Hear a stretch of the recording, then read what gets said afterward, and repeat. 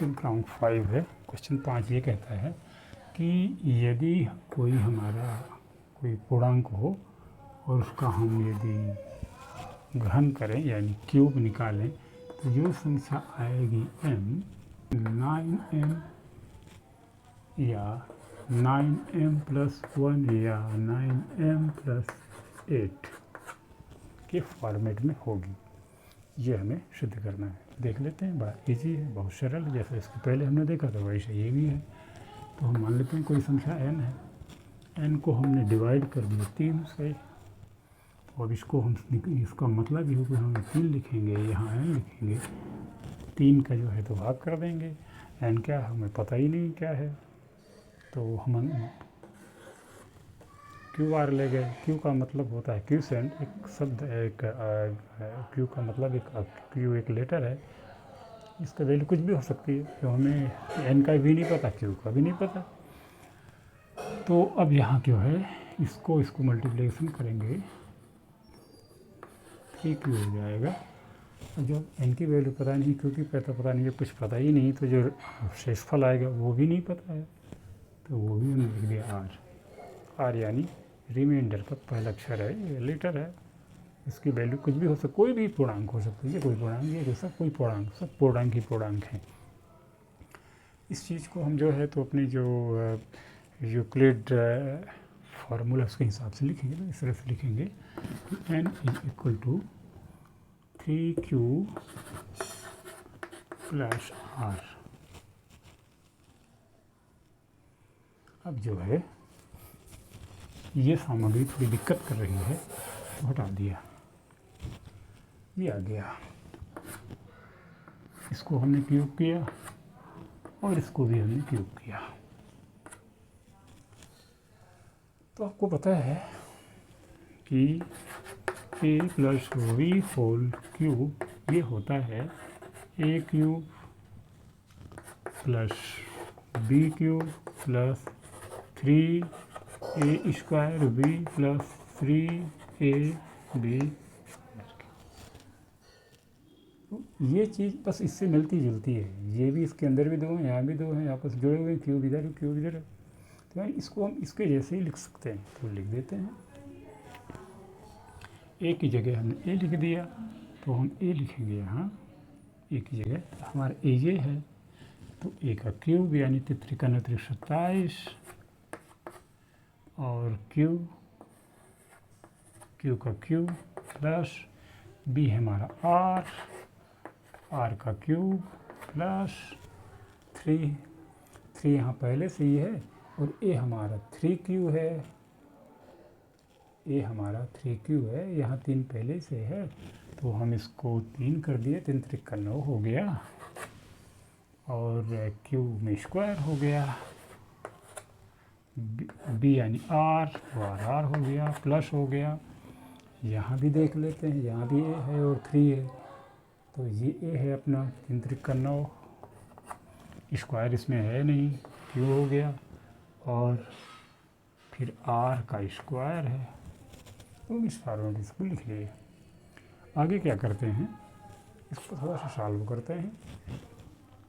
ये r है जो हमारा रिजल्ट डिफाइन करेगा, तो इसको हम किनारे में रखेंगे, वही आगे देख लेते हैं। इसको कुछ ऐसा देखें, 27a क्यूब प्लस, इसको हम इसलिए नहीं लिख रहे हैं कि इसको हम बाद में लिखेंगे, 9q square r plus 9q r square, फिर इसको उठाओ प्लस r क्यूब। यहाँ देखना ये है कि 9 सब में है, इसको छोड़ के इतने में आप विचार करो तो यहाँ भी 9 है। 9 मतलब 9 × 3, 3 × 27, ये ना तो है ही है, दिख ही रहा है, ये भी 9 दिख ही रहा है। तो हम सारे 9 को वापस कर लेते हैं जब, तो हम यहाँ 9 को बाहर कर देंगे, तो यहाँ 3 निकला, क्यू हुआ, प्लस ये चला गया, क्यू स्क्वायर हुआ प्लस ये आर को लिख दो भाई, आर हो गया, 9 निकल गया, क्यू बचा, आर स्क्वायर बचा प्लस आर क्यूब बचा।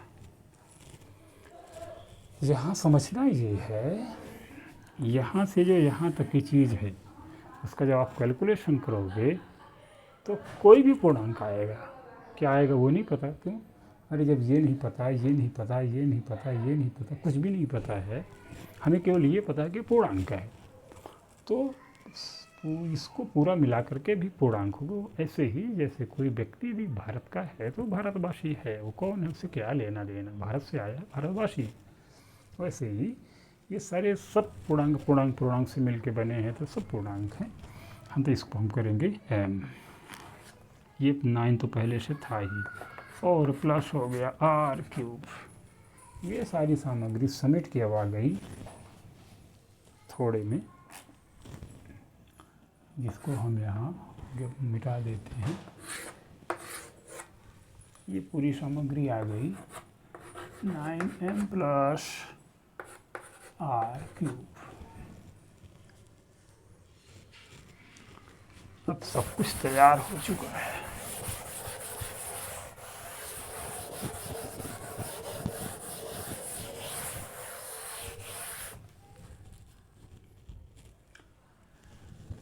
अब हमें पता है कि ये जो R है ना, यहाँ से निकला है, तो क्योंकि ये हमारा भाजक है और इसी भाजक का R है हमारा, ये इसी भाजक का R है ये, तो ये R इस 3 से एक कम ही जाए, बराबर भी नहीं होगा, छोटा होगा। तो यानी R हमारा 0, 1, 2, इसके अलावा कुछ भी नहीं होने सकता। शर्त होती है कि हमारा भागफल सदैव भाजक से छोटा होता है। ये तो खुद 3 है, तो 3 से छोटा 2, 2 से छोटा 1, 1 से छोटा 0, तो ये इतना होगा।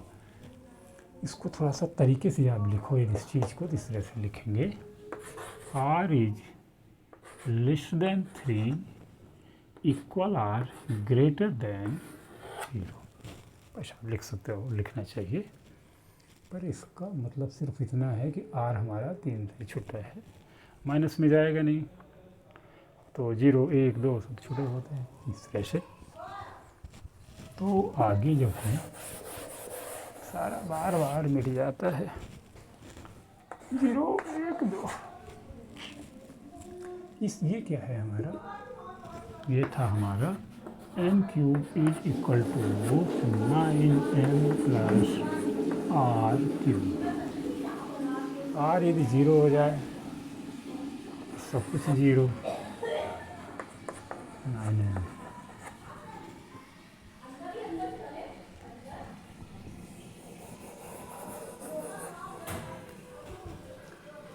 अब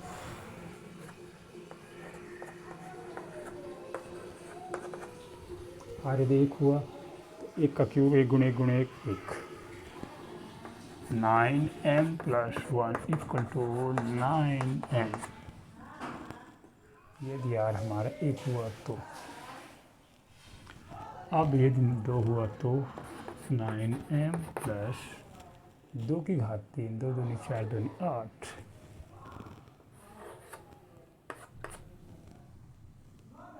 9m प्लस 8। पहली शर्त, दूसरी शर्त, तीसरी शर्त।